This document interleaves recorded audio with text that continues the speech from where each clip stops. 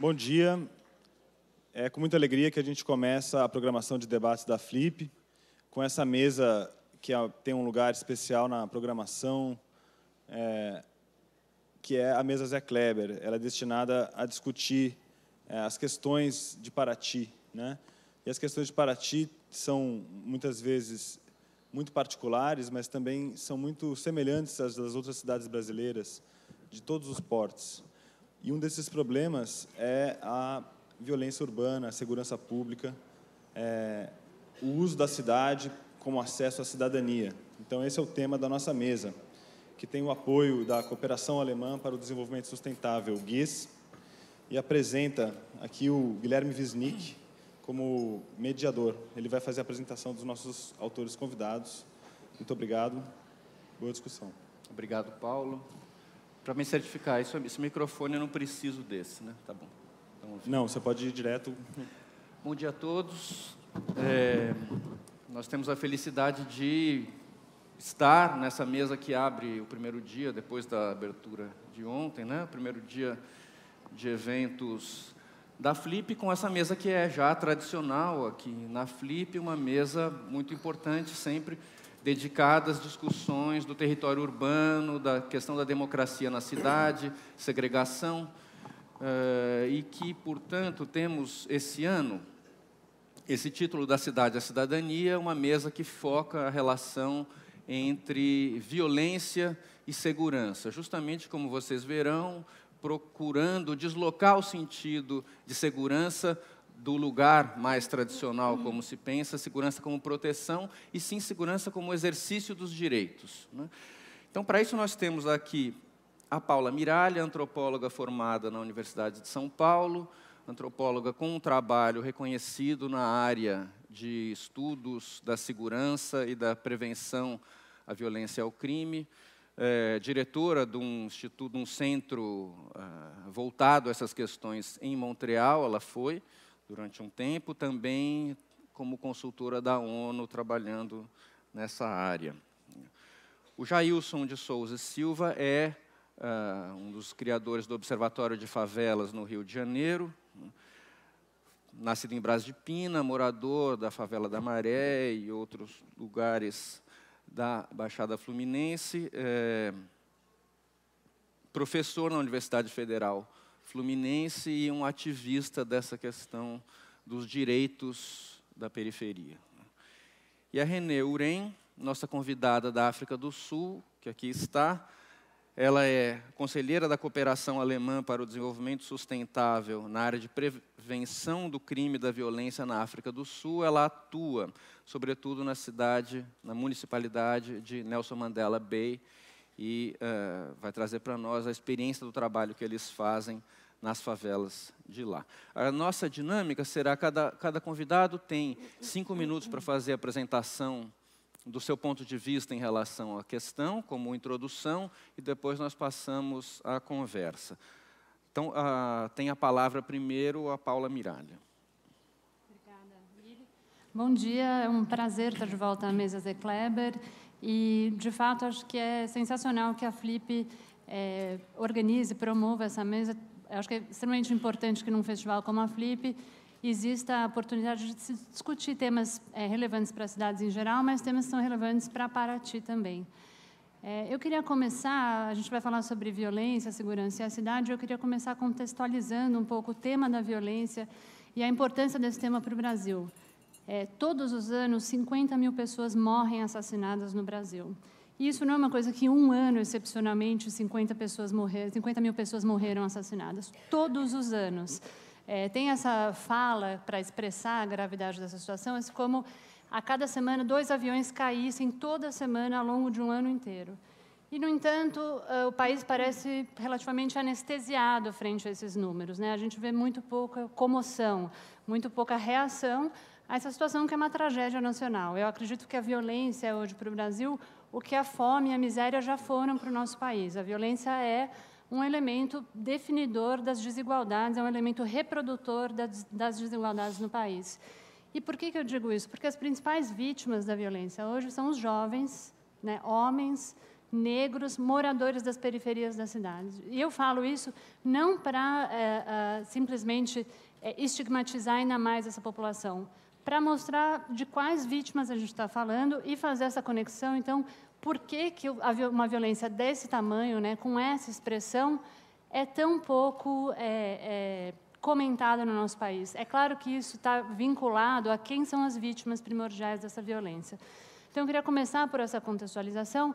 E é claro que esses números, eles expressam a fragilidade das nossas instituições. A gente tem falado de uma polícia que, ao invés de proteger, muitas vezes quem pratica essa violência, um sistema de justiça que não funciona, né? O Brasil é hoje um dos países que mais prende no mundo.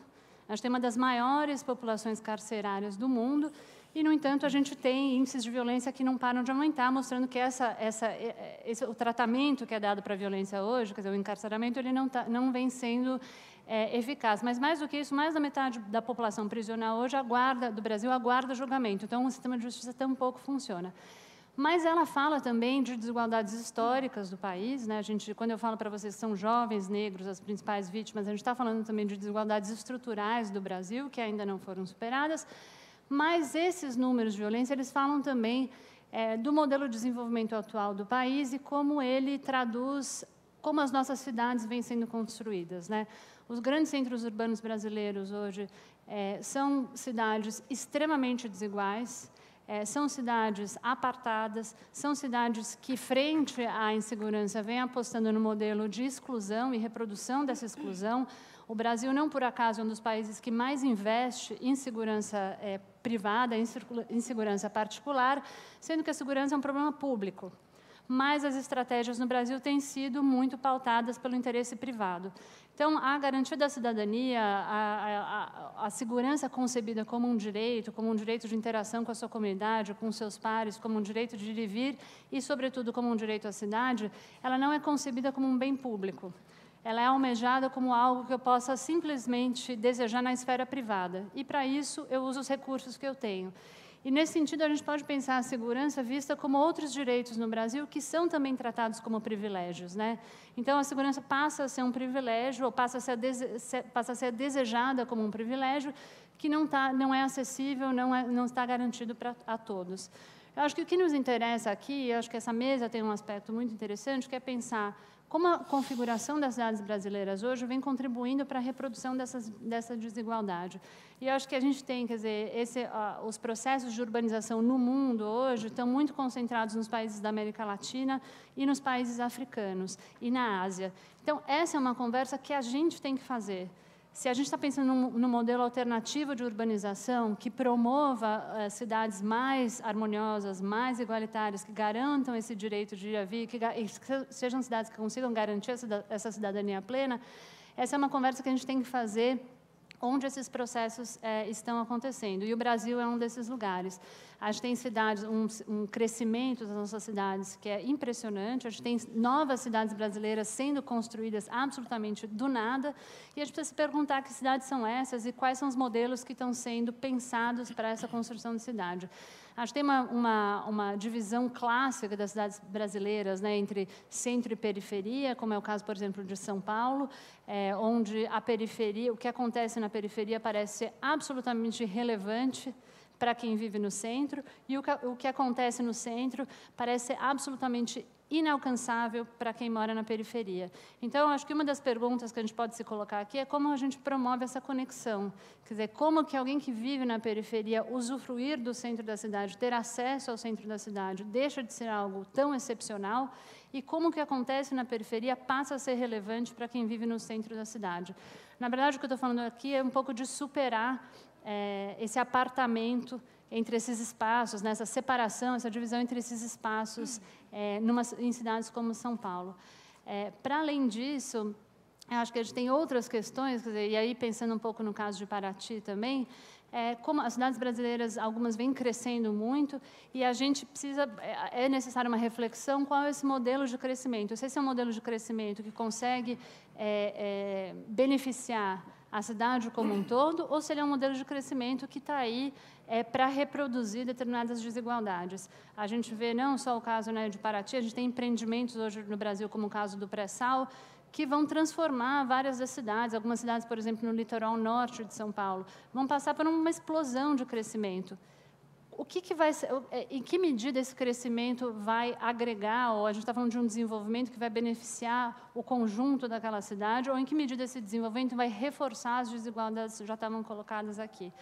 Por que eu estou falando tudo isso? Eu acho porque esses são elementos fundamentais para pensar a segurança e a violência. Existe um impacto direto aí nos níveis de violência, nos níveis de criminalidade e nos níveis de exclusão, quando a gente tem esses processos de urbanização pouco planejados ou nada planejados, né, no caso de algumas cidades, e quando a gente tem um modelo de desenvolvimento que ele por princípio, não includente e não democrático. Então, acho que esses são temas que me parecem relevantes para a gente discutir na manhã de hoje. Legal, obrigado, Paula. Agora passo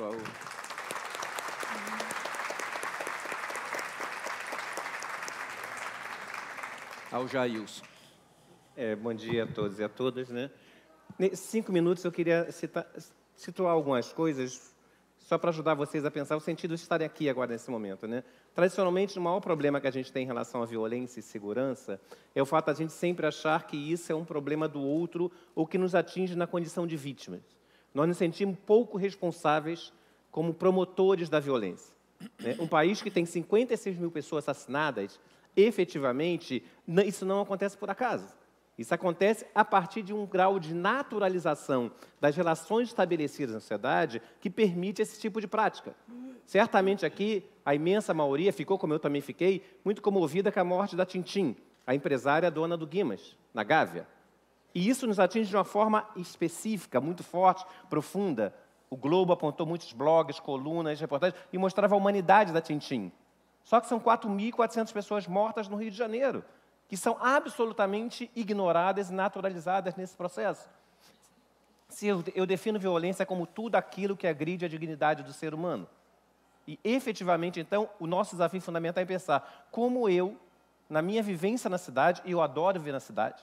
Tem um livro do Léo Uberman que eu li lá quando eu era garoto, na escola pública, dizia: vá para a cidade e seja livre.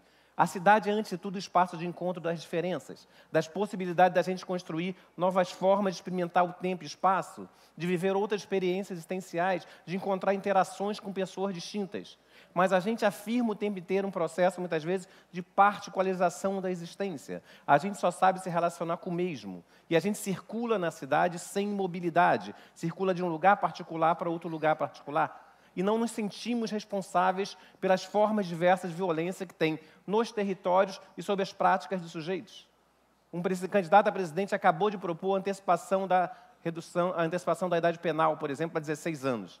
Mesmo sabendo que o sistema penitenciário brasileiro tem uma reincidência de mais de 80%.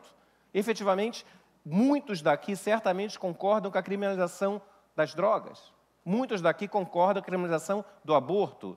Muitos daqui têm uma dupla moral em relação a que uma bala, uma morte, por exemplo, na periferia, ou a falta de regulação do Estado que permite que grupos criminosos dominem a periferia, seja uma coisa naturalizada. Então, nós nos sentimos vítimas e inseguros. Eu estava uma vez no programa da Leda Nagli e discutindo, na época, a Cidade das Artes. E falando como seria interessante, nada demais ter a Cidade das Artes na Barra, devia ter muitos equipamentos como esse na cidade. Mas imagine se a Cidade das Artes fosse na área da Avenida Brasil, próximo ao Fundão, a Ilha do Fundão, ao FRJ, do lado da Maré. Ele seria um espaço extraordinário de encontro na cidade. Qualquer pessoa via Avenida Brasil, linha vermelha, vinha linha amarela, chegaria rapidamente ali e escoroaria uma cidade que busca se encontrar no seu centro geográfico. Ela falou em pleno ar: cruzes, que coisa ridícula, a gente só teria pagode funk é um real. Estou fora, vamos continuar falando de violência. Porque o tema dela era a preocupação com a violência. Para ela, aquilo não tinha nada de violento. Então, se a gente não se coloca efetivamente diante de por que eu penso como penso, por que eu ajo como eu ajo em relação à minha experiência de cidade, nós vamos sempre considerar achando que o outro é responsável pelas violências que nós sofremos. Então, por exemplo, eu me lembro muito quando antes da UPP, que foi implantada no Rio, e o jornal apresentava assim: população de Ipanema não dorme por causa de tiroteio no Cantagalo. Porque eu não sei se vocês sabem, mas todos os moradores de Cantagalo nascem com problema genético, ou uma característica genética, que eles nascem surdos. Então, efetivamente, nenhum deles se incomoda com o tiroteio e são atingidos pelo tiroteio. O tiroteio atinge apenas a população de Ipanema.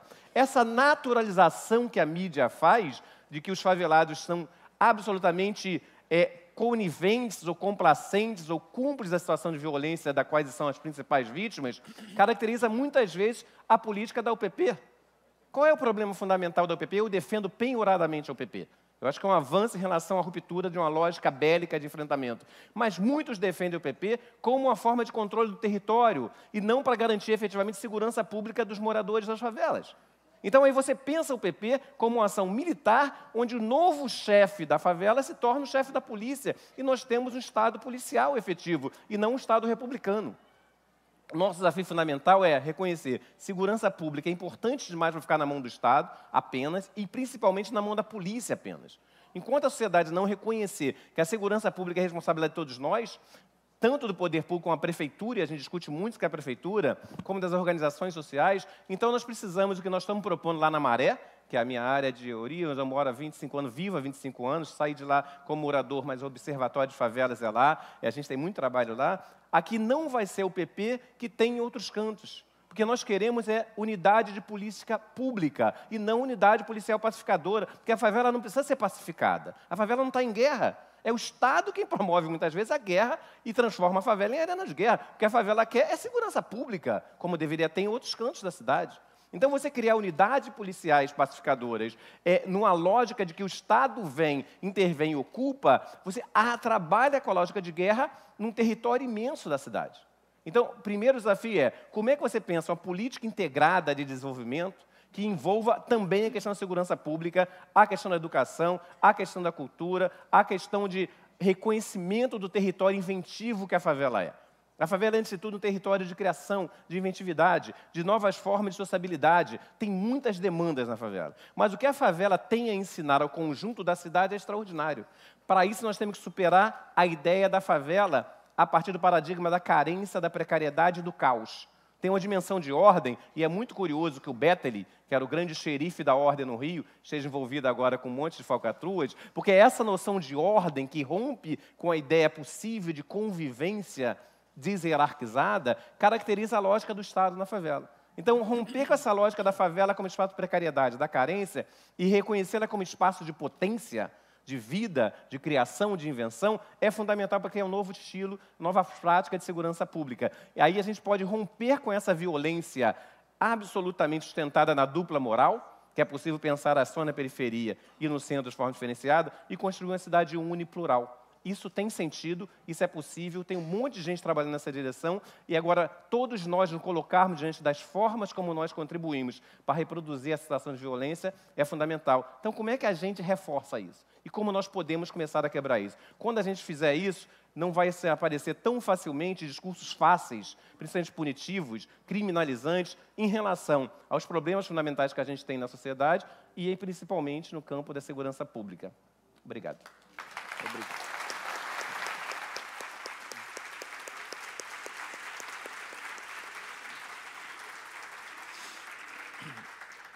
Muito obrigado, Jailson. E agora, então, a palavra com a Renê. Good morning. É um prazer estar em Paraty e visitar o Brasil também pela primeira vez. Eu sou da África do Sul e eu trabalho para a cooperação alemã, mas eu sou da África do Sul, eu sou cidadã da África do Sul, e a forma como a cooperação alemã funciona é que eles apoiam as ONGs na África do Sul, que eles fazem é que eles apoiam as pessoas que são locais na África do Sul e dão também consultoria para as organizações. Só para começar, o que eu vou fazer é usar os meus 5 minutos para explicar o contexto. Eu sou da África do Sul, de uma cidadezinha pequenininha chamada Port Elizabeth, que fica na costa. E nessa cidade eu vivo numa área chamada Galvindale. Só para facilitar o diálogo, é o que vocês chamariam aqui de favela. Só para dar uma ideia de como é a vida nesse lugar, e é muito parecido com o que eu vi em São Paulo, com a Paula, que a Paula me levou para visitar. É muito parecido com o que nós temos na África do Sul e com o que eu vejo na comunidade onde eu moro, e com o que vemos aqui também, nessa região aqui também. A vida normal é tiros, tiroteios, tem muita gangue.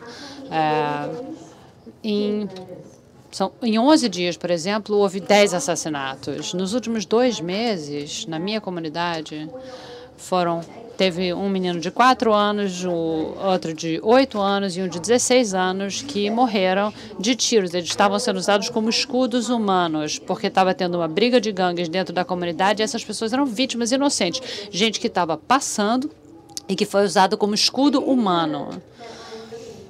Na área onde eu moro e onde as pessoas do meu grupo estão trabalhando, que é um estudo piloto, só para dar um contexto histórico, eu acho que a maior parte de vocês conhecem a história do apartheid na África do Sul, mas nessa área específica, na favela onde eu trabalho, nos anos 60, o que aconteceu foi que quando ainda na época do apartheid, pegaram toda essa comunidade de pessoas que eram não brancas. Essas pessoas todas foram colocadas em caminhões e foram levadas lá para a periferia da cidade.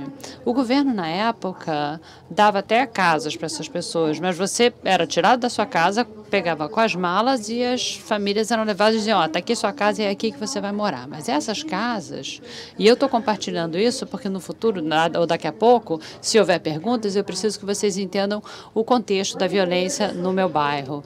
O que eles davam era um conjunto habitacional, tá? Que era uma casa de 20 a 25 metros quadrados, tá? Sem paredes internas, era só tipo um quarto, e cada uma dessas unidades de 20 ou 25 metros quadrados era para 8 pessoas. Famílias de 8 pessoas, em 20 metros quadrados. Não tinha banheiro dentro da casa, os banheiros eram do lado de fora, e um banheiro para cada 2 famílias. O que significa que você precisa ir um de cada vez de quem vai limpar também o banheiro. Tinha que alternar. Então, imagina só, você vivendo numa situação como essa, todo mundo amontoado, sem qualquer privacidade, discussões que acabavam em assassinatos, discussões, por exemplo, você que tinha que ter limpado o banheiro, era a tua vez de limpar, e agora eu vou lá e o banheiro está sujo, e eu não vou nem brigar com você, eu vou pegar uma faca e vou logo te matar, vou te esfaquear logo de cara. E eu estou mostrando esse caso extremo só para te mostrar como mostrar para vocês como é viver numa área como essa. E essa área foi planejada para 3.000 pessoas. Hoje, temos uma população nessa mesma área, planejada para 3.000 pessoas, temos uma população estimada de 30.000 pessoas. Em termos de serviços do município, o lixo que é gerado só é recolhido, às vezes, uma vez a cada 2 semanas, o que já dá uma ideia da quantidade de lixo que fica acumulada. O desemprego na área é de 60% a 70%. Nós temos uma taxa de abandono escolar de crianças de 9 anos de idade, mais ou menos é a idade em que as crianças abandonam a escola. E isso é só para vocês terem uma ideia, uma imagem de tudo que eu falar daqui para frente, é mais ou menos neste contexto, numa área como essa. E um outro comentário é que eu percebi que talvez no vocabulário português ou espanhol nós usamos a palavra segurança. E segurança implica também em inglês há 2 palavras, safety e security. E em português é tudo segurança, mas na África do Sul nós temos outras palavras. Nós temos uma palavra que é safety, que significa segurança, e uma outra palavra que é security, que em português também é traduzido como segurança. E temos segurança comunitária. E é importante em inglês fazer uma distinção, porque em inglês, quando a gente fala de security, de segurança, a primeira coisa que a gente pensa é polícia. A gente pensa em câmara, policiais, armas. Essa é a imagem. Então, quando a gente usa a palavra security em inglês, é isso que a gente pensa. Arma, câmeras, polícia. E quando a gente usa a palavra safety, que em português também é segurança, a gente pensa muito mais do que isso. A gente pensa em outras maneiras de resolver o problema. E na África do Sul, quando se fala em violência nos jornais ou até nas comunidades, quando se fala de criminalidade, quando a gente pergunta para as pessoas qual a solução, o que a gente tem que fazer, a primeira resposta é mais polícia. E vamos botar mais delegacia. E começamos a perceber na África do Sul que essa não é a solução. Então, security, para mim, significa polícia. Já a palavra safety, em inglês, que em português também é segurança, aí não é a polícia, é outra coisa. O que usamos como filosofia de trabalho é que se as pessoas se sentem seguras, não precisa tanta segurança no sentido de polícia. Se as coisas fossem como deveriam ser, onde as pessoas de fato se importam umas com as outras, não estão se matando, não estão roubando umas das outras, não há tanta a questão da segurança. A segurança comunitária, que tem mais relação com a comunidade como um todo. Fizemos, então, distinção entre os tipos de crime e os tipos de violência. No nosso vocabulário, então, fazemos uma distinção muito clara. E é isso que acontece quando a gente começa a usar muito as mãos, né? Cai tudo. Nós fazemos uma distinção entre o crime e a violência. E na nossa definição, violência não é sempre criminosa. Fazemos uma distinção também entre o fato de que alguns crimes não são sempre violentos. Eu posso roubar alguma coisa de você sem usar violência. O crime nem sempre é violento. E há violências que não são criminosas. E há muitas distinções. Eu sei que eu cresci numa...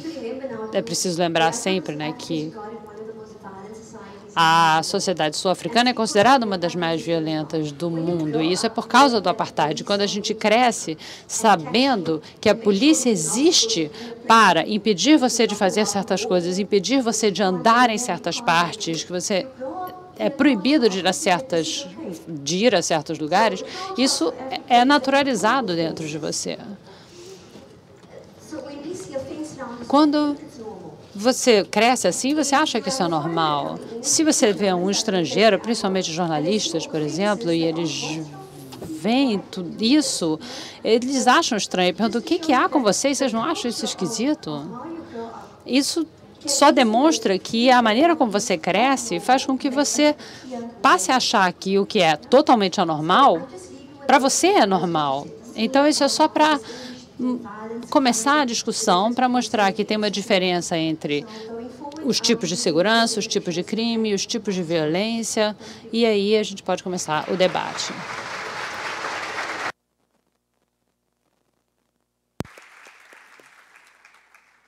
Bem, muito obrigado aos três. Eu acho que nós tivemos uma excelente introdução para essa conversa, não à toa, muito convergente na questão dos temas. Então, eu queria começar perguntando a vocês e puxando a partir do que foi dito. Quer dizer, esse é um ponto muito interessante que toca na própria questão linguística, né, das línguas latinas, talvez, que não haja uma palavra que distinga as noções de safety e de security, o que espelha uma questão cultural também. Então, quando estamos falando, bom, segurança é proteção, né?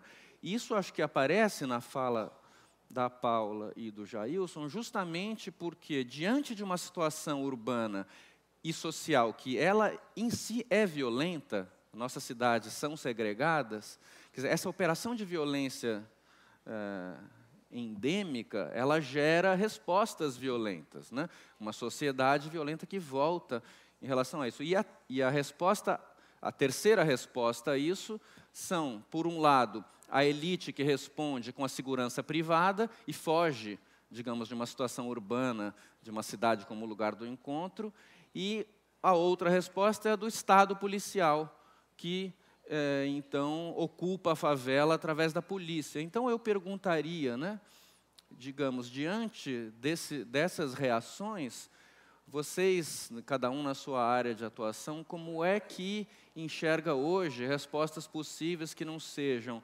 nem, de um lado, a fuga privada em relação à violência e à proteção, como se isso não fosse também gerador de violência, porque esse é um ponto fundamental. Responsabilizar-se, né? Vocês colocaram isso muito bem. Todos têm que se colocar na posição de atores dessa situação de violência e não só de vítimas. Então, como é que, né, a gente pode encontrar hoje brechas ou caminhos em que a ideia de segurança apareça como direito e não só como proteção? Então, eu acho, bom, acho que um primeiro elemento importante, quer dizer, a sociedade brasileira é uma sociedade que vive com medo. E o medo é um sentimento legítimo. Eu acho que a gente não pode desqualificar o medo. Ele só não pode ser o sentimento que pauta a nossa vida na cidade, que pauta a resposta do poder público e que paute o desenho das nossas cidades, para voltar ao tema dessa mesa. Eu acho que essa distinção, Guilherme, que você falava e que a René apontava, entre, né, safety and security, tem um ponto aí para o Brasil que é muito importante, que é qual é a formulação que a gente tem hoje de segurança, em que medida ela se relaciona com a história do nosso país. A nossa ditadura militar no Brasil acabou forjando uma concepção muito particular de segurança que está imediatamente associada à repressão. E quase que exclusivamente associada à repressão e ao trabalho policial. Isso fez com que, durante muito tempo, a gente não tivesse outros campos de atuação, de conhecimento, de formulação, que se interessassem por esse tema da segurança. Porque se interessar pelo tema da segurança era se associar à temática da repressão. O que a gente vê hoje é um pouco a gente vem revisitando um pouco esse tema, ainda com alguns desafios, porque realmente, de fato, como é que a gente vai formular a segurança de modo alternativo, né? Formulá-la como um direito, como uma afirmação da cidadania. E eu acho que esse é o grande desafio. Acho que o campo do urbanismo é um campo que, pouco a pouco, vem se aproximando dessa discussão, mas de maneira bem lenta. E eu acho que é essencial, quer dizer, por isso essa mesa me parece tão importante. Porque é justamente no espaço, não só no desenho da cidade, mas na sua forma de ocupação. E, sobretudo, nos espaços públicos, que são espaços ainda tão pouco valorizados, né, no Brasil, a gente não tem uma cultura de espaço público, a gente não tem uma cultura de interação nos espaços públicos, e a gente não tem uma cultura de valorização dos espaços públicos, é onde essa afirmação da segurança como um direito pode se concretizar. Então, eu acho que tem aí, em primeiro lugar, um desafio de formulação, e aí passa também por um desejo de apropriação, né? O Jailson falou, é preciso que todo mundo entenda qual é o seu compromisso, a sua função, né? Em que medida ele deseja contribuir para essa formação de segurança, e aí dissociando esse debate exclusivamente da repressão. Como a gente vai pensar a segurança como um direito, como essa afirmação da cidadania plena, mas como isso se traduz no território. Eu acho que a gente tem aí modelos muito pouco criativos, ou que oferecem poucas opções, seja a pacificação do território, como a gente vem vendo, e eu acho que a UPP, nesse sentido, foi muito inovadora e não pode ser desqualificada, mas é preciso inovar também do ponto de vista da conexão que se faz com a cidade. Quer dizer, acho que cidades como São Paulo, que tem uma geografia muito determinante aí nessa separação, a gente foi muito pouco criativo na conexão entre a cidade. E aí não tem muita solução, quer dizer, se você pode pacificar, ter a ilusão de pacificar um território, mas se ele não está conectado efetivamente com a cidade, isso não vai resolver. Nessa linha, eu sempre penso, conversando com vocês, o que nós individualmente podemos fazer? Qual é o nosso papel, pessoal? Ano passado eu lancei um livro chamado, com Jorge Barbosa e Marco Vinícius Faustini, chamado Novo Carioca. Então, não é um projeto de futuro, é um projeto que está acontecendo já. É uma construção já agora. Quem são esses novos cariocas? São seres que reconhecem que têm direito à mobilidade na cidade. A mobilidade tem crescido cada vez mais na cidade. A mobilidade econômica, por exemplo, dos pobres está cada vez maior. Quando eu era garoto, por exemplo, eu via na periferia, eu fui 14 anos para a Zona Sul. Mas, efetivamente, hoje tem um grau de mobilidade econômica, educacional, cultural, social, cada vez mais de um bando de gente das favelas e periferias. No Rio de Janeiro isso é muito forte. E também de galera das classes médias para os espaços das favelas e periferias. Então, o novo carioca é esse ser que circula e que sente, e essa dimensão da mobilidade simbólica é fundamental, se sente pertencente à cidade e não só a seu lugar. Então, essa pessoa tem tranquilidade para circular em diferentes espaços. Ele substitui o medo que paralisante pelo desejo de descobrir e de reinventar o seu lugar na cidade. Isso é um primeiro processo individual. É parar de temer o outro, a diferença. Muita gente quer ir na favela, por exemplo, e morre de medo disso. Tem um bando de cara que vira assim, falando se eu garanto a segurança dele se ele for na favela. Eu falei, claro que sim. Porque todo morador da favela da Maré, por exemplo, nasce geneticamente com um peito de aço. Então, se você ficar atrás de mim em fila indiana, pode ter certeza que você não vai ter nenhum problema. Agora, se você deslocar, você vai ter problema. Quer dizer, o cara, ele acha isso, é quase irracional, de que eu, como a Maré tem 130 mil moradores, ele acha que nós, todos os moradores, têm absolutamente contato com o tráfico e pode, inclusive, resolver se ele vai tomar um tiro ou não. Eu falei, eu estou aqui há 25 anos, nunca tomei um tiro. Se você der sorte, também não vai acontecer contigo. Esse sentimento de medo, de paralisia, de fechamento, é o primeiro movimento. Segundo é reconhecer, segurança pública efetivamente é direito. Então, não tem sentido ao PP não ter controle social. Nós estamos propondo lá na Maré uma ouvidoria comunitária. Porque o que nós temos, hoje eu estava conversando com o comandante, o segundo homem da PM, e ele falando da crise dele. O nosso problema maior já é na seleção dos soldados, porque eles já chegam aqui com ethos guerreiro. Ele já chega aqui com a lógica da virilidade, que ele não quer ser um policial comunitário que vai trabalhar mediação de conflitos. Ele não quer ser um guarda-belo. Ele quer ser um Capitão Nascimento. Ele quer ser um justiceiro. Ele quer ir para o enfrentamento. Quer dizer, a própria dinâmica de ingresso na polícia já é marcada por essa lógica da violência. Então, nosso desafio fundamental é, primeiro, no plano individual, abrir-se para o outro. Segundo, é no plano da defesa de políticas públicas, reconhecer que é necessário uma segurança comprometido com a prevenção à vida. Não é razoável que a gente gaste bilhões, por exemplo, para perseguir garotos traficando drogas no varejo. Isso é uma questão de prioridade de política pública. É muito mais sensato você priorizar, por exemplo, o tráfico de armas. É muito mais sensato você fiscalizar e perseguir os grandes criminosos do tráfico internacional de drogas, de bens, de lavagem de dinheiro e de crimes contra a Previdência, e assim vai. Quando você prioriza um determinado crime em detrimento de outro, você já está estabelecendo uma forma de viver a enfrentar a questão da segurança e da violência. Então, me parece que o nosso desafio fundamental é, nós, como cidadãos, podemos afirmar que a prioridade tem que ser outra. E segundo, no âmbito da nossa atuação, pessoas como nós, que são ativistas, que fazer proposições que garantam que o Estado cumpra outro papel.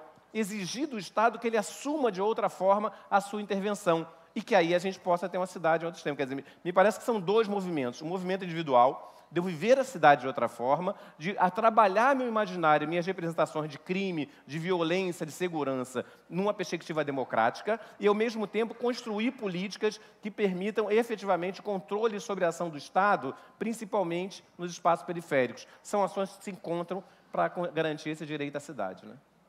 Obrigado. State? Okay.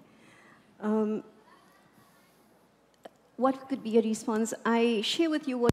Vou compartilhar com vocês o que nós fazíamos na nossa comunidade, a chamada favela, né, também. Nós temos que ter uma abordagem abrangente para lidar com esse problema. A dimensão do planejamento urbano é muito importante, porque tudo começa aqui, eu concordo. Então, depende de onde você vai colocar as casas, como você vai projetar a terra e a acessibilidade a outros serviços. O que é estranho é que nós sabemos isso teoricamente, e todos os livros nos ensinam que quando você faz um planejamento urbano, você simplesmente não pega uma terra lá longe e bota todo mundo lá para viver. Agora, o que é impressionante é que todas as nossas políticas dizem, olha, nós não devemos fazer assim, mas é exatamente assim que fazemos. Por conta da falta de disponibilidade de terras, o que nós temos acontecendo hoje é que quando nós temos uma falta de casas populacionais, tentamos encontrar a terra e a terra não está disponível em certas áreas. Então, nós temos que ir para distâncias mais longe e construímos ali um projeto habitacional onde não há estrada, acesso a serviços básicos como escolas, clínicas, etc. E o que isso faz quando você planeja nesse tipo de forma? Você, na verdade, cria mais favelas. Você cria mais problemas que simplesmente não vão se manifestar agora, mas daqui a 15 anos vai acontecer. Então, sim, eu concordo que, em termos de planejamento urbano, há muitas formas de você projetar os seus espaços para fazer uma prevenção de crime, como, por exemplo, como você vai iluminar as ruas, onde você vai colocar as suas calçadas. Isso pode mitigar o crime, mas não é uma solução per se. É também preciso ver o lado comportamental das coisas. Talvez a minha frase aqui seja a seguinte: você não consegue resolver a violência e o crime, que é um problema de comportamento, é um problema comportamental do indivíduo. Você não pode resolver isso apenas com uma solução técnica. E as soluções técnicas são fáceis em termos de planejamento urbano e todas as outras coisas que são difíceis de se alcançar. Mas o que nós descobrimos nas nossas vizinhanças é que as coisas mais difíceis são mais fáceis de implementar. São as coisas mais fáceis que estão dentro da pessoa que são difíceis de se trabalhar. Então, vamos pensar o que causa a violência, quais são as causas e por que faz uma pessoa estuprar outra pessoa. Por que uma pessoa vai pegar uma criança de 4 anos de idade, estuprar uma pessoa idosa ou qualquer outra pessoa? O que o comportamento faz com que você queira matar uma pessoa só porque você está com raiva? Todas essas questões em relação às pessoas e o espírito das pessoas e o espírito das comunidades é uma coisa que precisa e exige muito tempo. Se eu puder dar uma mensagem, seria essa. Essa é a resposta ao problema da violência social e do crime. Quando pensamos em soluções técnicas, como, por exemplo, planejamento urbano, ou polícia, ou armas, e eu digo isso agora sem ter que me prejudicar, porque eu não acredito que a solução seja o policiamento, mas há um espaço para todas essas coisas. Você não pode simplesmente administrar uma nação sem nenhuma forma de lei e ordem. Então, há espaço para tudo isso. É como você vai encontrar o equilíbrio para isso. O que nós fazemos dentro de Helenville, que é a favela de onde eu venho, ou onde eu trabalho, nós estamos ensinando as nossas comunidades a se responsabilizar pelo problema e não esperar que o governo venha resolver o seu problema. Então, como tudo isso está acontecendo dentro da favela, isso que também é bastante surpreendente, os assaltos, a violência, os roubos acontecem dentro da própria favela. E você pensaria, bom, se você fosse um criminoso, quisesse roubar alguma coisa, você roubaria de uma outra pessoa pobre também? Não. Seria melhor ir para uma outra vizinhança, mais rica, mais abastada, onde tem telas planas e coisas melhores, e você pode ir lá e roubar e fazer a sua violência ali. Mas o que é estranho é que está acontecendo dentro da própria favela, dentro da própria área. Estamos atacando nossas próprias pessoas ou criando violência entre nós. Quando você senta, para e pensa, você diz, meu Deus, o que faz com que as pessoas façam isso? É como uma implosão. Você está explodindo pelo lado de dentro e não explodindo. É como se você estivesse morrendo por dentro. Para resolver essa questão, nós temos que encontrar pessoas que são profissionais nessa área, que vão sentar, fazer pesquisa em relação ao que causa esse comportamento humano.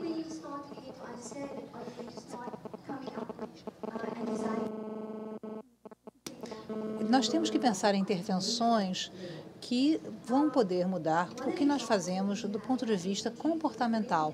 Um dos exemplos que nós temos em relação à comunidade a se responsabilizar, dentro dessa favela, onde nós temos muitos gangsters e gangues e tiroteios, nós temos não homens, mulheres, um grupo de mulheres, eu diria entre a idade de 22 e até 50 aproximadamente, que estão fazendo patrulhamento das nossas ruas. Não é a polícia. E não sou eu. Isso pode parecer um pouco estranho. Sim, só mulheres. Sim, só mulheres. Elas andam, elas não têm nenhuma proteção, não têm armas, nada. Elas simplesmente andam nas ruas e andam em grupos e vão patrulhar as ruas 24 horas por dia.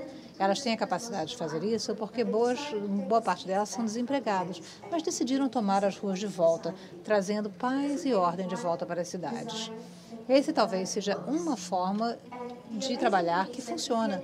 O que é surpreendente é que se nós pegarmos os homens e colocarmos na rua, os criminosos ficam mais agressivos. Mas quando as mulheres estão andando, quase nada acontece com elas. E elas têm a capacidade de fazer e até, assim, brigar, como, por exemplo, crianças que estão se comportando mal. Elas têm uma forma de lidar com as crianças e elas conseguem fazer coisas que a polícia jamais conseguiria fazer. Elas conseguem ir mais longe. talvez seja uma solução que vem direto da nossa comunidade e funciona na nossa comunidade. Enfim, quando eu estou trabalhando, todas as comunidades que você... Não sei se vai funcionar nas comunidades que vocês têm, mas é uma coisa a se pensar.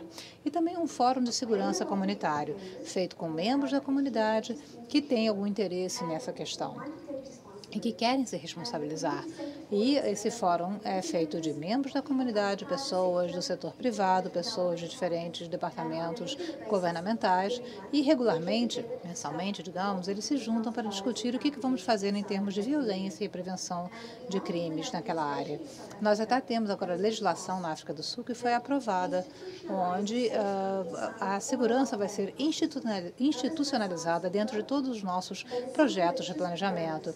Isso acaba de começar, é um desenvolvimento mais recente, para que pudéssemos ter certeza que dentro do nosso planejamento podemos, então, inserir o elemento de segurança. Esses são os exemplos que eu queria compartilhar do que nós fazemos nas nossas comunidades. Paula quer fazer um comentário. Eu queria voltar para um ponto que a Renê falou no começo da fala dela, que é a relação entre infraestrutura e o componente social, porque eu acho que esse é um dos temas importantes aqui para pensar a ideia de cidade e segurança. E por que esse é um tema, né, como eu falei, tão importante para o Brasil? A gente tem hoje 3 grandes empreendimentos no Brasil que são pensados como empreendimentos de infraestrutura, né? Um é Belo Monte, é uma das maiores apostas do Brasil hoje, né? Uma hidrelétrica. A gente pode pensar em que medida isso está associado à segurança. Bom, Belo Monte é uma cidade que, do nada, 30 mil trabalhadores foram transportados para aquele lugar sem nenhum planejamento para uma cidade, né? Em termos de provisão de serviço, em termos de circulação, em termos de organização daquela comunidade. Uma das consequências que é muito pouco falada, a gente fala de Belo Monte em termos de impacto ambiental, de uma série de outras coisas, né, do atraso ou não da obra, de como o Brasil vai se beneficiar ou não dessa nova fonte de energia. Um dos impactos que a gente fala muito pouco é justamente sobre os níveis de violência que passaram a caracterizar esse lugar. Belo Monte virou uma pequena Cracolândia. E isso, para mim, fala muito de como os novos empreendimentos são pensados e como essa infraestrutura acaba impactando as relações sociais. O outro empreendimento sobre o qual eu queria falar é o Minha Casa Minha Vida. Não tem dúvida que o Minha Casa Minha Vida é o maior esforço de redução de déficit habitacional já feito nesse país. E é uma política extremamente importante. Mas eu não sei se vocês acompanharam, no anúncio da 3ª edição do Minha Casa Minha Vida, a própria presidente disse que um dos temas que o Minha Casa Minha Vida tem que tratar é a segurança e que, para tanto, as casas passarão a ter muros. A gente sabe que essa não é uma solução, quer dizer, tem um impacto grande aí no custo da obra, né, você incluir um muro, mas, além disso, a gente sabe que o muro não serviu como estratégia de segurança em lugar algum. Então, por que, diante de um problema, e de um problema que vem do próprio projeto do Minha Casa Minha Vida, quer dizer, como é que você constrói conjuntos habitacionais que não contam com infraestrutura, que não contam com espaços públicos, que, de fato, têm um crédito por entregar essa redução de déficit habitacional, mas que não são pensados dentro de um projeto de construção de cidade e de comunidade propriamente, qual vai ser a resposta para além do muro, para um problema que hoje é um problema de segurança, porque, em alguns casos, você está construindo guetos. Então, como é que a gente vai trazer esse componente social? Porque aí, sim, tem uma parte de planejamento mesmo do projeto e tem uma parte de componente social que esse casamento precisa acontecer, né, para além de uma resposta que seja o muro. E acho que e o Minha Casa Minha Vida vem enfrentando isso agora e tem isso como um dos seus principais desafios. E o terceiro empreendimento que eu queria trazer é o do pré-sal, porque esse é um tema para as cidades brasileiras atualmente. De novo, como é que a gente associa isso à segurança pública? Eu acho que dá para fazer associação de N maneiras, né? Uma, a gente pode falar como já o anúncio do pré-sal vem mudando, por exemplo, o mercado imobiliário dessas cidades, expulsando os moradores originais, que são obrigados a morar em áreas irregulares, ou destruindo o senso de comunidade. A gente sabe que a coesão social é fundamental como um elemento de prevenção à violência. A gente pode falar de um fluxo de pessoas que vai mudar radicalmente nessas cidades e que, portanto, são pessoas novas que estão chegando e que isso pode acarretar numa mudança de padrões sociais, numa mudança do volume de dinheiro que circula nessas regiões e que pode mudar o mercado, inclusive o mercado ilegal dessas regiões. Eu quis insistir nesse casamento entre infraestrutura e componente social, porque eu acho que esses são exemplos de 3 grandes empreendimentos que estão falando também do desenvolvimento do país e que precisam ser repensados ou pensados também a partir dessa perspectiva de segurança e de garantia, sobretudo, da segurança como um direito, aí pensada assim como um desenvolvimento urbano também. E acho que está funcionando. Paraty está no raio de influência do que você está se referindo, né? Entre o litoral norte de São Paulo e a Bacia de Campos, no Rio de Janeiro, certamente isso se desdobra aqui. Tem uma série de perguntas aqui, eu vou me referir a elas, depois vocês respondem um pouco em bloco, como quiserem. Muitas são para o Jailson, e uma delas toca nesse ponto que eu acho que você já tratou aqui. Gostaria que comentasse a qualidade de concepção do Minha Casa Minha Vida, acho que é para vocês dois. Novos guetos sem serviços e muito mais ou muito menos do que isso, reticências, né?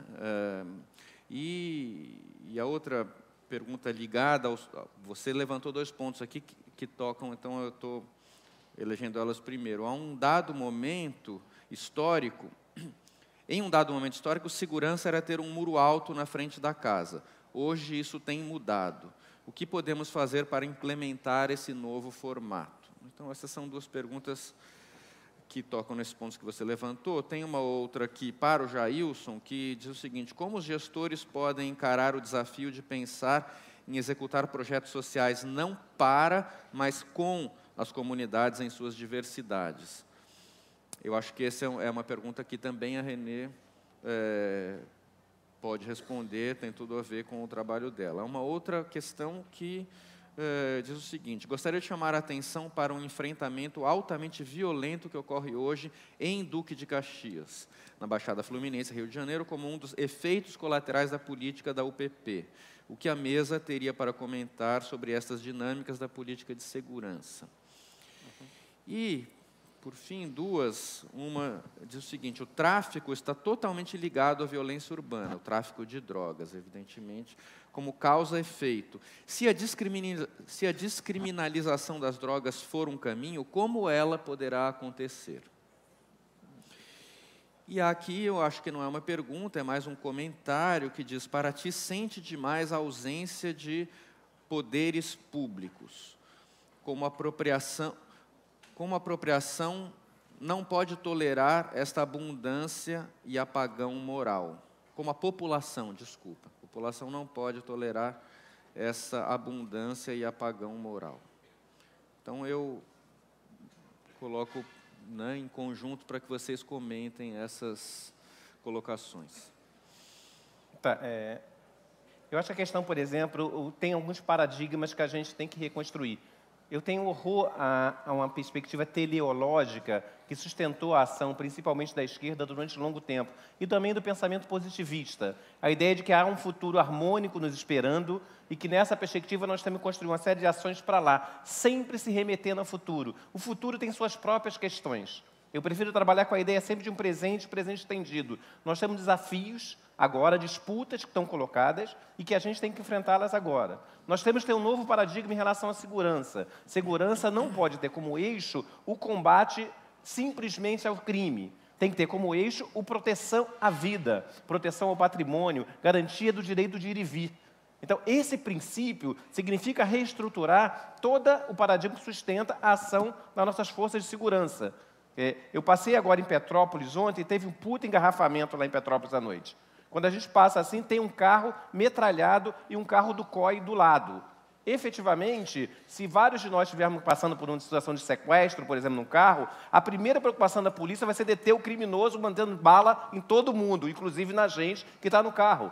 É essa lógica que a gente defende em termos de segurança, centrado no combate a determinados crimes e demonizando os criminosos, a gente precisa rever, e Paraty está em boas condições de fazer isso. É claro que a situação de cidades como Paraty, como outras, tende a aumentar o grau de insegurança, principalmente com a disseminação do crack, principalmente com o desenvolvimento de pequenos furtos. O que a cidade pode fazer para tratar disso? É pensar de que segurança nós precisamos e qual a responsabilidade das organizações da sociedade civil em construir essa valorização, respeito à vida, direito de vir e garantia do patrimônio, pelo menos. Então, é um pacto que a cidade tem que fazer, que as organizações têm que fazer, e não pedir mais polícia, mais armas, mais repressão. Então, isso é o pouco que acontece com as cidades da Baixada Fluminense. Diante da política da UPP, que é uma política de permanência da polícia nas favelas, há um processo de mobilização e movimentação do crime. Então, o que está acontecendo agora na Baixada continua estável o número de homicídios, por exemplo, na cidade, mas aumentou muito o número de homicídios na Baixada. Então, nós temos a situação que o que se pede muitas vezes na Baixada é um clamor por mais segurança e mais polícia, e muitas vezes mais violenta. Então, o desafio é como se constrói as condições. A política da UPP, eu estava falando com o comandante da UPP outro dia, vocês têm 5 anos, já faz 6 anos que a UPP está no Santa Marta, que é uma favela minúscula, com 5.000 moradores. O que acontece hoje sair a UPP de lá? Ele mesmo reconhece que na mesma hora o tráfico volta a deter o controle do território. Então é uma política equivocada, porque não tem porta de saída. Então, o desafio fundamental a UPP é um primeiro passo que tem que ser integrado a outro conjunto de políticas. E não dá conta de botar policiais também em Caxias, Nova Iguaçu. Não dá conta porque nós não temos contingente para isso. Então, o desafio é construir outro modelo de segurança que incorpore mais a população local. E isso passa para a discussão da participação. É uma vergonha se gastar R$1 bilhão no alemão e 300 milhões para fazer um teleférico, e você não resolve o problema do saneamento.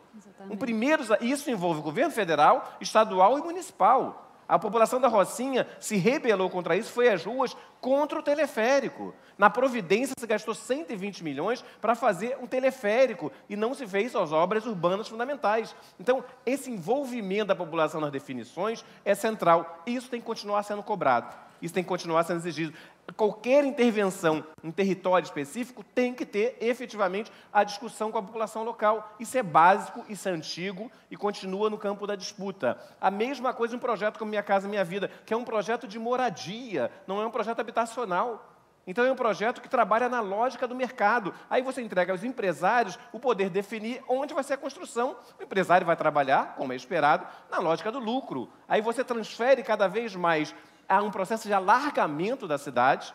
Então, você transfere para os terrenos mais baratos. E a primeira coisa que chega depois dos empresários é a milícia.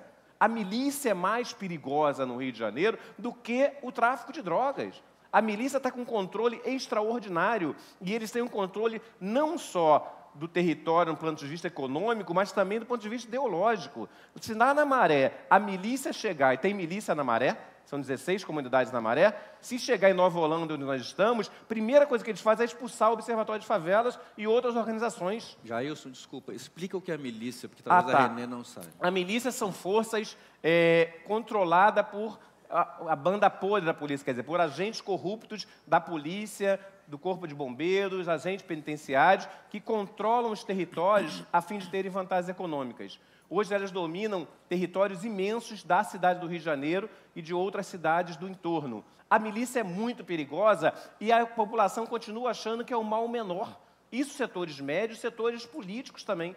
Então, o nosso desafio é pensar na disputa da cidade, significa pensar que nós, como atores da cidade, temos um papel a cumprir. Então, me parece que todas as questões apontam nisso. O que nós podemos fazer é repensar paradigmas fundamentais para pensar a convivência, produzir soluções estratégicas. A política de polícia comunitária veio da sociedade civil, começa a ser trabalhada, publicizada, discutida, difundida pela sociedade civil. O nosso papel como sociedade é propor soluções, propor alternativas, fazer metodologias e pressionar o Estado para que cumpra esse papel. Na disputa, que tipo de cidade nós queremos? Uma cidade a serviço do mercado, uma cidade empresa típica, ou uma cidade onde efetivamente a gente possa produzir condições de viver de forma autêntica, com liberdade e com capacidade de conviver democraticamente na busca de mais igualdade. Isso existe metodologias, existem propostas. Se entrar no site do Observatório de Favela, vai ter um monte de questões. Se trabalhar com muitas outras organizações, tem um monte de proposições, um monte de trabalho está sendo feito. Quem tem interesse nisso, basta buscar. O desafio é reconhecer que é possível, reconhecer que tem que pressionar o Estado para isso e colocar em questão o mercado, e a gente está encaminhando de forma coletiva esse conjunto de proposições. É uma disputa rica, que nos alimenta, porque nos humaniza. Por isso que eu critico tanto a ideia de futuro em si.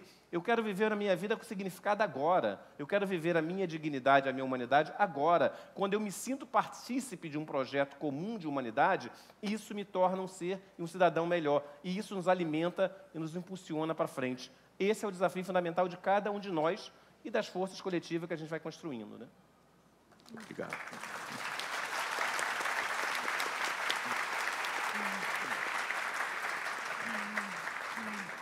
Can I take you home with me?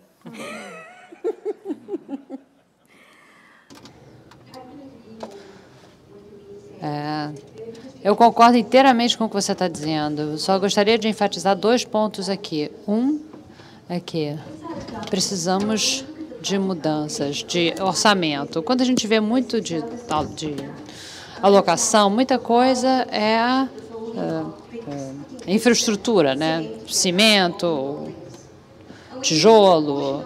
E quando a gente olha o quanto desse orçamento vai para pessoas, vemos que é quase nada. Então, mesmo... Quer dizer, eu não sei se a mesma coisa acontece aqui, mas de onde eu venho, se a gente vê os vários ministérios, educação tem um orçamento minúsculo, no nosso caso. Desenvolvimento social, que são as pessoas que realmente cuidam das comunidades, eles não têm quase dinheiro nenhum. Agora, quando você vê quanto dinheiro vai para... And for water, it shifted. Take off. Ah? English is gone. Alô? Estão ouvindo? Alô? Então, quando a gente vê para onde vai o dinheiro, não é equilibrado. Outra coisa que precisamos é uma mudança de paradigma. Quando a gente trabalha dentro do governo, né? Trabalhando como urbanistas, pessoas que trabalham com desenvolvimento, estamos implementando lá no nosso país ferramentas que incentivam as pessoas a planejar de maneira diferente, como mudar a linguagem. Um exemplo prático. Num dos nossos documentos de planejamento, o que você vê, por exemplo, é um objetivo que diz construir 5.000 casas.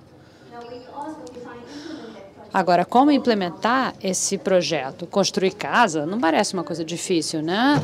Você encontra o terreno, e tijolo, cimento e tal, e pronto. Agora, se você quer falar de segurança...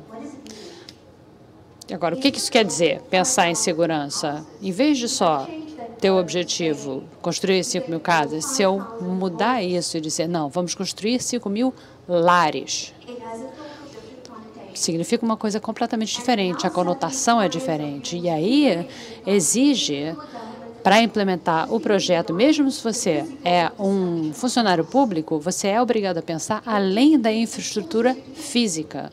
Obriga o funcionário a pensar, eu estou construindo um lar.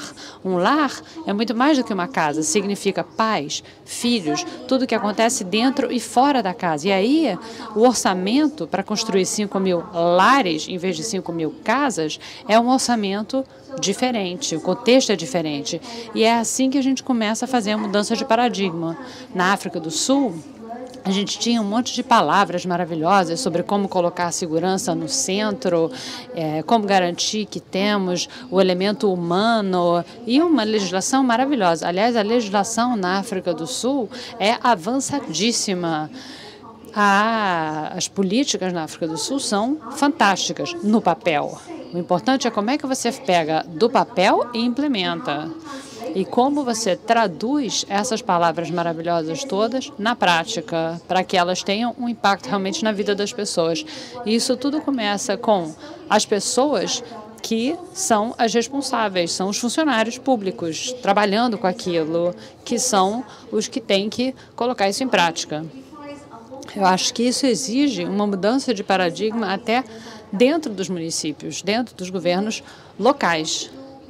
Outra coisa que fazemos, porque estamos pensando aqui em soluções práticas, são coisas simples dentro das favelas em que trabalhamos. As pessoas começam a ter conversas, que a gente chama de diálogos. Chegamos até ao ponto de separar as pessoas em categorias, homem, mulher, criança ou jovens, ensinando, treinando essas pessoas em como ter um diálogo, como ter uma conversa. São ferramentas que nós damos a essas pessoas. Por exemplo, temos esse problema lá. Dizer, quem são as pessoas que financiam esse tipo de treinamento? Ninguém tem dinheiro para fazer isso. Mas se você chega para um governo e diz, olha, quem vai me dar dinheiro para fazer um encanamento aqui, por exemplo, aí você consegue dinheiro. Então, a gente começa a treinar as pessoas para desenvolvimento comunitário, um diálogo entre os jovens, por exemplo. Parece uma coisa pequena, nem parece muito impressionante em termos tecnológicos, mas são coisinhas pequenas que fazem uma diferença enorme para as pessoas. Pela primeira vez na nossa área, nós temos agora um espaço onde as mulheres podem falar sobre como elas se sentem como mulheres, como elas se sentem quando são abusadas, quando sofrem assédio, quando perdem um filho por causa de violência de gangues. As pessoas podem falar da raiva, da mágoa que sentem, que essa mágoa já não está mais represada, e isso e esses são problemas que começam a esgarçar a coesão social. Nós temos fóruns de jovens, fóruns de mulheres, diálogos, e começamos. O difícil é trazer os homens para esses diálogos. Às vezes nós começamos a ver os homens que não querem participar, as mulheres começam a trazer os homens, a coisa começa a melhorar. Eu sei que isso acontece aqui também. E só compartilhar também, dentro da nossa necessidade de fazer projetos de intervenção nessa área problemática, descobrimos que havia mais de 55 anos de pesquisas a respeito de como fazer prevenção à violência. Isso é que eu acho incrível no mundo inteiro. Sempre que eu viajo e falo sobre isso, as pessoas perguntam, o que a gente tem que fazer? O que a gente faz? Como resolve isso? Há 55 anos já de pesquisa científica baseada em evidências, com respostas. E não é muito. De 5 pontos, as 3 questões principais são as seguintes. Temos que minimizar o número de armas. O segundo temos que começar a investir nos pais. Quando os pais começam a não estar mais presentes, é aí que o problema começa. Quando as crianças não têm os pais lá, não tem ninguém prestando atenção nessas crianças, é aí que a coisa começa a complicar. E eram 5, eu estou dando só os 3. Então, são as armas, os pais e a questão de álcool. O álcool.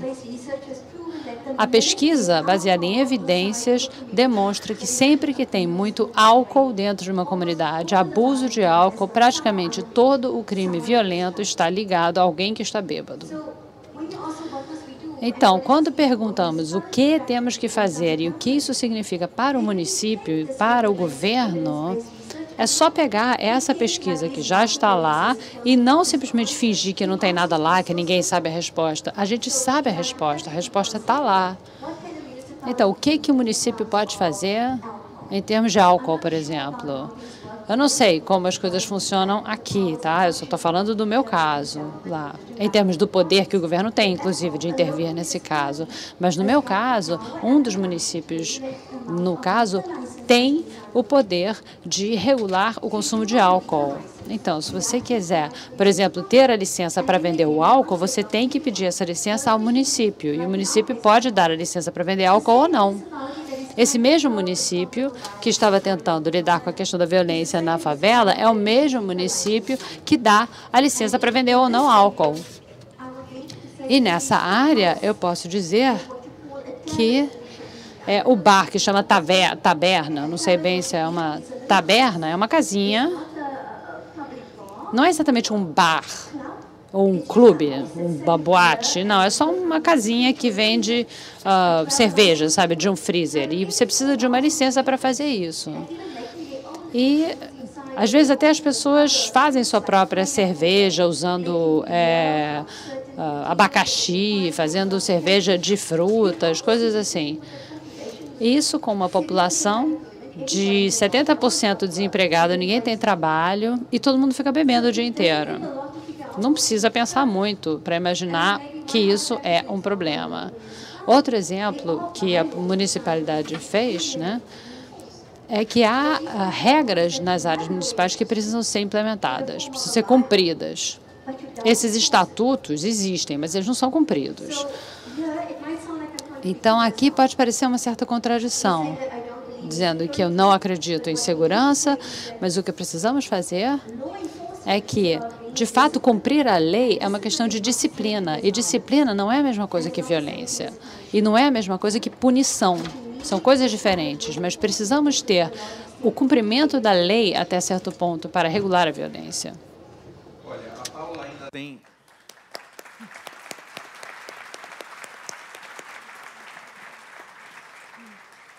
a palavra para fazer o seu comentário. Antes de que você faça, eu queria ler as últimas 2 perguntas que chegaram, então você, quando falar, já considera, se foi colocado aqui, são 2 perguntas sem autoria identificada, mas que tocam no mesmo ponto, a questão da educação.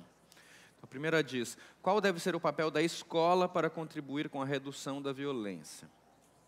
E o outro: fala-se em demonização do criminoso, mas criminaliza-se a polícia. A mídia é atribuída toda forma de persuasão de pessoas. Nada fala-se em educação, que está tão anulada na esfera política, mas que mudaria a situação do bandido, da polícia e do morador. Eu estou considerando, tinha chegado um aviso de 10 minutos, acho que agora são 5. Pode os 3 responderem ou só a Paula? Então, a Paula faz o seu comentário e também Jailson e René têm a palavra ao final com breves comentários sobre essa questão. Então, com breves, eu queria aproveitar, enfim, eu queria primeiro, o grupo tinha uma pergunta anterior sobre o tráfico de drogas como gerador de violência. Eu não diria que a gente pode falar só do tráfico de drogas como gerador de violência, mas as escolhas que foram feitas para enfrentar o tráfico, essas sim são geradoras de violência. É uma ilusão a gente achar que todo o lucro do tráfico está concentrado na favela, que são essas pessoas que estão ganhando dinheiro com isso, sem achar que hoje o tráfico ganhou proporções de transações internacionais, não faz isso com total anuência de instituições bancárias que são corruptas, de uma justiça corrupta. Então, é preciso... E isso fala muito do 2 pesos, 2 medidas que a gente tem no Brasil em relação à tolerância com o tipo de crime. A gente demoniza, sim, o traficante, o criminoso e, sobretudo, os jovens, que absolutamente não são as pessoas que estão lucrando com esse tráfico, mas é tolerante com altos níveis de corrupção que permitem com que o tráfico prospere e seja um negócio hoje extremamente lucrativo. Eu acho que esse é um raciocínio que serve para a gente pensar muitos dos outros crimes no Brasil e essa dupla medida que a gente criou para a nossa tolerância em relação à violência e ao crime no Brasil. O outro ponto que eu queria tocar é que o Jailson falou um pouco disso. Eu acho que um dos nossos problemas hoje é que as cidades brasileiras elas vêm sendo pensadas exclusivamente como um negócio. E a cidade não é um negócio. Quando a gente pensa na cidade exclusivamente como um negócio, a gente tem o direito à propriedade se sobrepondo ao direito à moradia. Você tem um governo que prefere inaugurar um bondinho do que inaugurar esgoto. É óbvio, quem gosta de inaugurar esgoto? E a gente tem a necessidade de que absolutamente que tudo o que acontece na cidade gere lucro. Essa não é a função da cidade. As cidades brasileiras não podem ser pensadas como um negócio.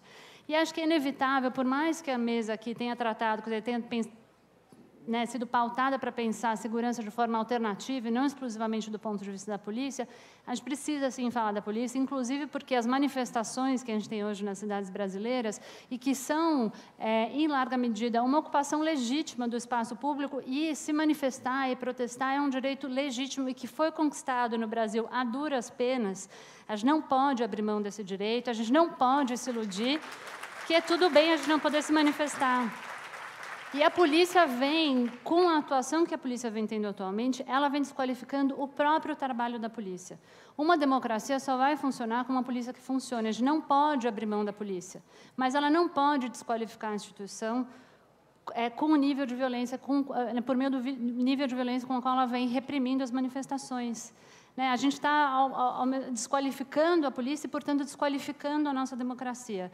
Eu acho que a gente vem falando aqui de um conjunto de desafios da segurança pública que também só vão ser resolvidos quando a polícia funcionar. E aí, eu queria, para encerrar, já que a gente não tem tempo, alguém falou de educação, né? Estava conversando com o Jailson, olhando os dados do Departamento Penitenciário Nacional. A vasta maioria de homens presos hoje no Brasil não tem nenhum ensino fundamental completo. Quando eu falo que a violência ocupa hoje o lugar que a pobreza e a miséria já ocuparam no Brasil, é porque a gente está, por meio da contenção da violência, da gestão da criminalidade da violência, a gente está, por um lado, contendo isso em determinadas áreas da cidade, fazendo com que as pessoas não tenham direito à cidade, mas, ao mesmo tempo, a gente está, ao prender essas pessoas, da maneira como o Brasil vem prendendo, a gente vem garantindo que a desigualdade nesse país se reproduza. Então, eu acho que a gente tem que pensar na violência hoje como um elemento essencial para a reprodução da desigualdade no Brasil, que inclusive, orienta as nossas escolhas na maneira de enfrentá-la. A gente é um país que se acostumou com a ideia de privilégio. Esse privilégio ele é fundamentado em desigualdades estruturais, e a gente precisa se reinventar enquanto país que está disposto a abrir mão do privilégio e, portanto, tem um compromisso sério com a redução da desigualdade. Enquanto a gente continuar matando e prendendo só os pretos e pobres, a gente está anunciando que a gente está disposto a reproduzir essa desigualdade e seguir sendo o país do privilégio. E tomar a cidade como espaço privilegiado do negócio e do lucro vem sendo um elemento, em um momento onde o Brasil passa por um processo de urbanização, é uma instrumentalização, quer dizer, é um uso instrumental do processo de urbanização para perpetuar essas desigualdades. Então, acho que tem uma conversa aqui que precisa ser feita, qual é o modelo de cidade, de urbanização e, no limite, de país que a gente quer ter. Obrigada.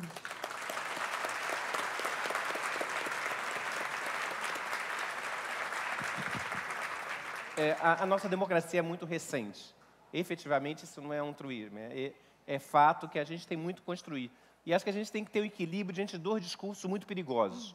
De um lado, um que sustenta que a ação do Estado diante das periferias, diante da favela, com todos os paradigmas de precariedade, de ausência, de estigmatização, de criminalização, é adequado. É muito comum se falar em projetos sociais para os jovens na perspectiva da domesticação.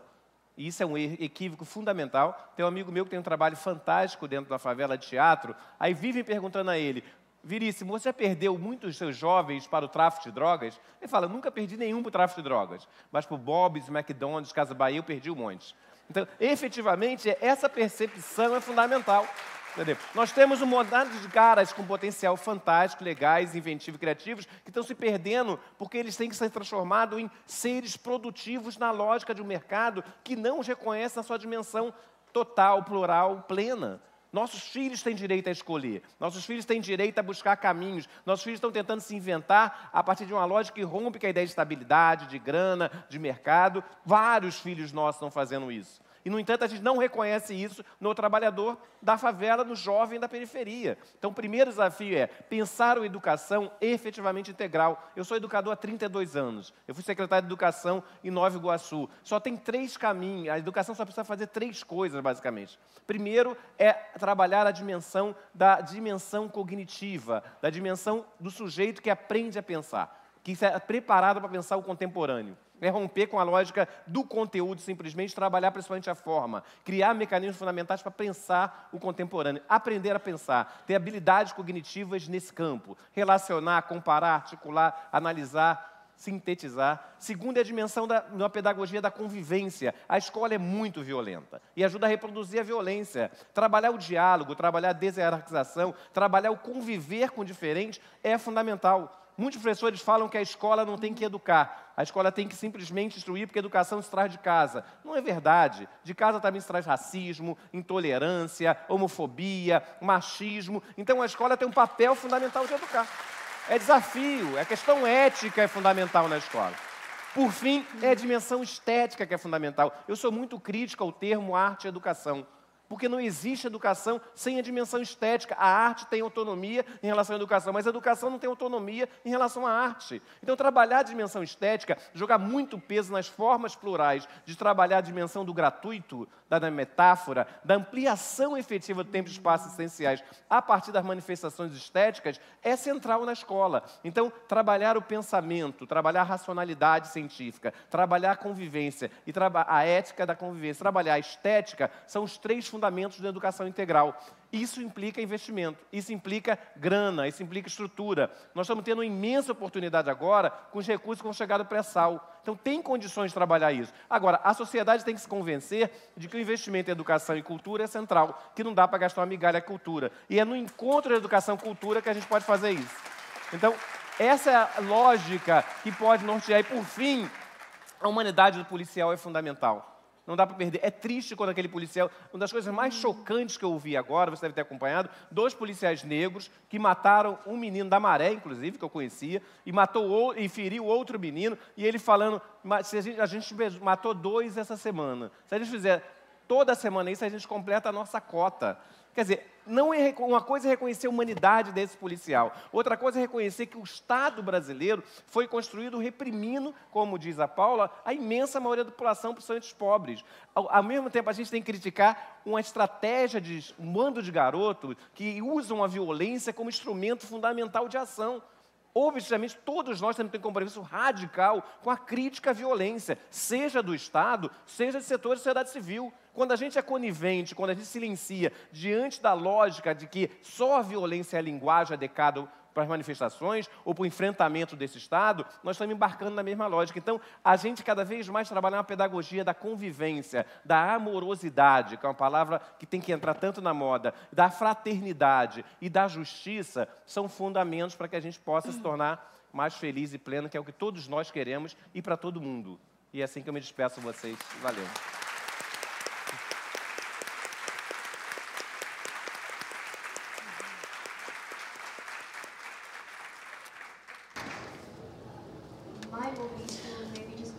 Eu gostaria só de concluir, e muitas vezes nos fazem essa pergunta, quer dizer, como resolver o problema, né? Tentando ter uma conversa aqui que só fala de um pouquinho, né? Mas só talvez nos perguntar a nós mesmos o que precisamos fazer se quiséssemos transformar o mundo ou fazer o mundo, a nossa cidade, violenta, torná-la violenta. E, quando pudermos responder essa pergunta, aí veríamos como estamos indo bem, na verdade. Tenta fazer esse exercício. O que eu posso fazer, o meu filho, ou a minha cidade, ou o meu bairro, violento? E aí a resposta é, vamos dar uma arma para todo mundo, né? Cada um com uma arminha na mão. Ou então, vamos ensinar como as crianças podem brigar.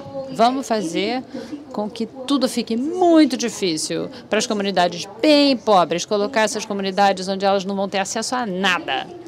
E aí, quando a gente pensa tudo que você pode fazer para fazer tudo ficar bem violento mesmo, outra coisa pode ser, vamos botar todo mundo na mídia social e muita televisão e a gente só vai colocar programa que tem muita violência e a gente vai dar pornografia para todo mundo, muita... E vamos pensar em tudo que a gente pode fazer para que fique tudo horrível e péssimo e com muita violência, muito pecado, muita coisa ruim. E dentro disso, a gente vai encontrar as respostas para reverter a situação.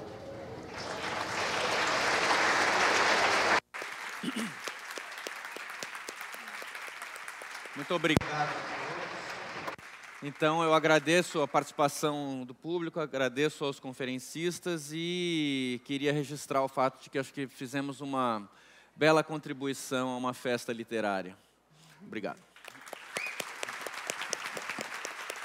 Muito bom estar contigo. Obrigada por... Valeu.